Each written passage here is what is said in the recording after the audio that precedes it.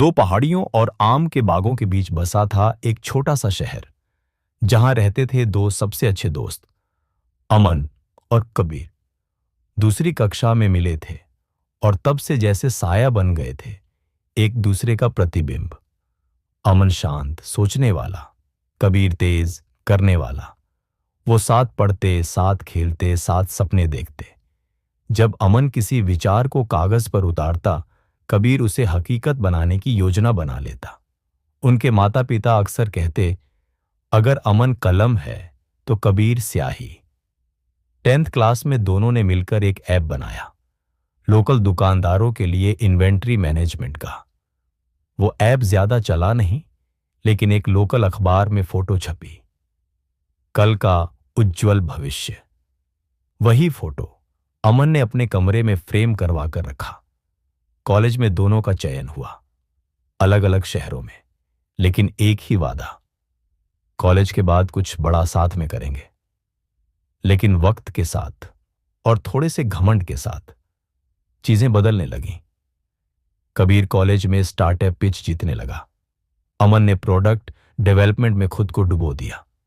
Phone calls छोटे होते गए, जहां पहले होता था, भाई तुझ पर गर्व है, अब बस बचा। ओह, अच्छा है। एक गर्मियों की छुट्टी में जब दोनों घर लौटे, तो कबीर ने चाय की दुकान पर कैजुअली कहा, मैं अपना स्टार्टअप लॉन्च कर रहा हूं अगले महीने। इन्वेस्टर्स तैयार हैं, तू सीटीओ बन जा। सीटीओ? ना को फाउंडर, ना पार्टनर? अमन हंस पड़ा, लेकिन आंखों में कुछ मर गया। उसने धीरे से कहा, मैं भी कुछ बना रहा हूं, देखते हैं पहले कौन लॉन्च करता है। और वहीं से मुकाबला शुरू हुआ। जो कभी प्रेरणा था, अब प्रतियोगिता बन चुका था। अमन ने लॉन्च किया इको सिंक, कॉलेजों के लिए सस्टेनेबिलिटी प्लेटफॉर्म। कबीर ने लॉन्च किया ग्रीन एक्स, कॉरपोरेट सेक्टर को निशाना बनाकर। मीडिया ने इसे मसाला बना दिया। बचपन के दोस्त अब बिजनेस के दुश्मन। पहले यह प्रोफेशनल लग रहा था, फिर पर्सनल हो गया। कबीर ने अमन को लिंक्डइन पर ब्लॉक किया। अमन ने एक जॉइंट सेमिनार से अपना नाम हटा लिया। घरों तक असर हुआ।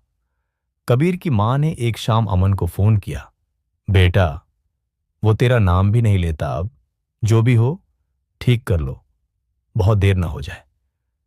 लेकिन अहंकार अक्सर रिश्तों से बड़ा लगने लगता है। एक रात अमन को एक क्लाइंट से ईमेल आया, डील कैंसिल। कारण, ग्रीनएक्स ने वही डील कम दाम में ले ली और अमन को भनक तक नहीं लगी। उसने कबीर को फोन किया। कबीर ने उठाया नहीं। अमन ने सोशल मीडिया पर पोस्ट किया, धोखा दुश्मनों से नहीं, अपनों से मिलता है, जिनसे सबसे ज्यादा उम्मीद हो। कबीर ने जवाब दिया, जो पीछे छूट जाते हैं वो धोखा कहते हैं, शायद तुम सिर्फ धीमे हो। जंग अब खुल चुकी थी। अमन की नींद उड़ गई। कबीर अकेला होता जा रहा था। टीमें टूटने लगीं, क्लाइंट्स पीछे हटने लगे। स्टार्टअप्स अब क्रांति नहीं, सिर्फ जलन का जरिया बन गए थे। दोनों थक चुके थे, लेकिन कोई नहीं झुक रहा था। एक रात अमन बड़बड़ा रहा था, जिसके लिए सब कर रहा था वही तो साथ नहीं है अब। कबीर बालकनी में बैठा चुपचाप आसमान देख रहा था। सब कुछ मिल गया, लेकिन जो सबसे ज्यादा चाहिए था वही खो दिया। रात के 2:14 बजे फोन आया। कबीर के पापा की आवाज कांप रही थी। कबीर का एक्सीडेंट हो गया, बाइक फिसल गई, अब होश में है, लेकिन बेहोशी में बार बार तेरा नाम ले रहा था। अमन जैसे जम गया। यही तो वो लड़का था जिसने स्कूल में उसके लिए लड़ाई की थी, जिसने उसकी पहली जीत पर कहा था, अब तू रुकेगा नहीं। अमन सीधे हॉस्पिटल पहुंचा। कबीर बेड पर लेटा था, हाथ में पट्टी, चेहरे पर कट्स। अमन दरवाजे पर खड़ा रहा, फिर धीरे से कबीर बोला, मैं समझता रहा कि मैं दुनिया से दौड़ रहा हूं, असल में मैं तुझसे दूर भाग रहा था। अमन की आंखें भर आईं। मैं तुझसे जीतना नहीं चाहता था, बस तुझसे एक बार सुनना था। बढ़िया कर रहा है भाई। उस दिन माफियां शब्दों से नहीं, आंसुओं से हुई। दोनों एक दूसरे से गले मिले, जैसे दोस्त नहीं, टूटी आत्माएं एक हो गईं। वक्त बीता, दोनों मिलने लगे, बिना लैपटॉप, बिना बिजनेस प्लान्स के। एक दिन अमन पुराने अखबार की कटिंग लाया, 10वीं कक्षा वाली फोटो। कबीर हंसा, कितने बेवकूफ लग रहे हैं। अमन भी हंसा, लेकिन खुश थे ना। उसी शाम उन्होंने मिलकर शुरू किया सोल स्पेस, एक ऐसा ऑनलाइन प्लेटफॉर्म जहां स्टूडेंट्स, यंग फाउंडर्स अपने दिल की बात कह सकें, अकेलेपन से लड़ सकें। ना इन्वेस्टर्स के लिए, ना ट्रेंडिंग के लिए, बस ताकि कोई और वो न भुगते जो उन्होंने सहा।